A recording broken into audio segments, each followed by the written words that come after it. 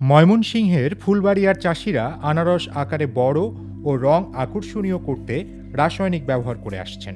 অতিমাত্রায় রাসায়নিক প্রয়োগে স্বাদ নষ্ট হয়ে দিন দিন এই আনারসের চাহিদা কমতে শুরু করেছে ভোক্তা পর্যায়ে। ফলে তারা নিজেরাই এখন ক্ষতির মুখে পড়েছেন। ফুলবাড়িয়ার সন্তোষপুর গ্রামে সবচেয়ে বেশি আনারসের চাষ হয়। এ গ্রাম ঘুরে দেখা গেছে আনারসে রাসায়নিক প্রয়োগ করা হচ্ছে। ওষুধটা আপনার উপকারিতা হইলো ফলটা বড় করবে, চোখটাই দুলা কিলার আসবে, ফলটা আপনার অনেক দ্রুত বড় হয়। সন্তোষপুরের আনারস চাষি আব্দুল কুদ্দুস প্রায় ২০ বছর ধরে আনারস চাষ ও ব্যবসা করেন। তিনি বলেন, আনারসের বাজার খারাপ। অনেকেই ভ্যানে করে স্থানীয়ভাবে আনারস বিক্রি করেন। তাদের দাবি, ১ দশক আগে মানুষ যে পরিমাণ আনারস খেত, এখন মানুষ দিনে দিনে তা খাওয়া বাদ দিচ্ছে। নষ্ট হয়ে যেতেছে, বিক্রি না করে ২ টাকা ৪ টাকা যাই বিলে হোক যে বিক্রি করা লাগবে না, নয়তো একবারে সবই গায়ে পাবো। আমি ৮ থেকে ১০ বছর ধরে আনারস বেচা কিনি করতেছি, কিন্তু আগে প্রচুর মানুষ খাইতো, কিন্তু এখন মানুষ আস্তে আস্তে খাওয়া বাদ দিতেছে। নির্ধারিত সময়ের আগে ফল আনার জন্য রাসায়নিক প্রয়োগ করা হয়, যাতে আনারস আগাম বাজারজাত করা যায়। ফলে আনারসের প্রকৃত স্বাদ পাওয়া যাচ্ছে না। কেমিক্যাল ব্যবহার কারণে আনারসের গুণগত মানটা অনেকটাই কমে গেছে। আপনার এটা স্বাদ কমে গেছে। আগে অনেক মিষ্টি ছিল, এখন মিষ্টি নাই, যার কারণে পাইকার এখন কম আসে।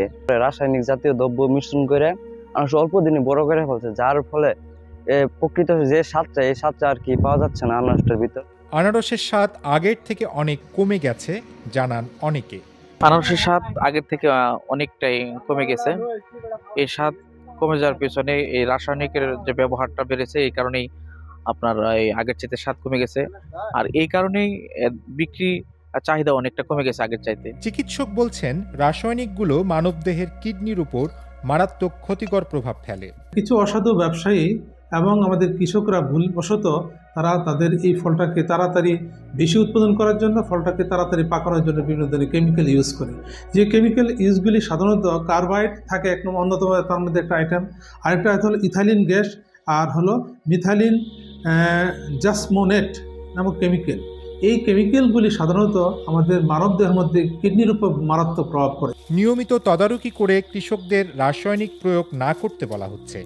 তবে সমাজের সকল স্তর থেকে সচেতনতা বৃদ্ধি করা হলে এটি রোধ করা সম্ভব হবে জানান এ কৃষি কর্মকর্তা। গ্রোথ হরমোন ব্যবহার করা, এটা আমাদের যে নিয়ম নীতি আছে, সেটা আসলে কৃষকরা তথা পাইকাররা কেউ এটাকে তোয়াক্কা করে না। আর এই আনারসগুলো আসলে গ্রোথ হরমোন ব্যবহার করার কোনো প্রয়োজনই ছিল না, শুধুমাত্র অতিরিক্ত মুনাফা লাভের আশায়। যেমন ১০ জন কৃষকের মধ্যে তাদের কম্পিটিশন থাকে, কে তাদের বাগানের আনারসটি আগে বাজারে সাপ্লাই দিতে পারবে, আগাম যেন আসে। মূলত এই উদ্দেশ্যে তারা গ্রোথ হরমোনটা ব্যবহার করে। কৃষি বিভাগ জানায়, এ মৌসুমে ফুলবাড়িয়া উপজেলার ৬৫০ হেক্টর জমিতে আনারসের চাষ হয়েছে। অথচ ২০২০-২১ অর্থ বছরে ৮৫০ হেক্টর জমিতে আনারসের চাষ হয়েছিল। বিগত ৫ অর্থ বছরের পরিসংখ্যানে আনারস চাষ নিম্নমুখী। আনারস চাষ বাদ দিয়ে অন্য ফসল চাষের দিকে ঝুঁকছেন কৃষকেরা, জানিয়েছে স্থানীয় কৃষি বিভাগ।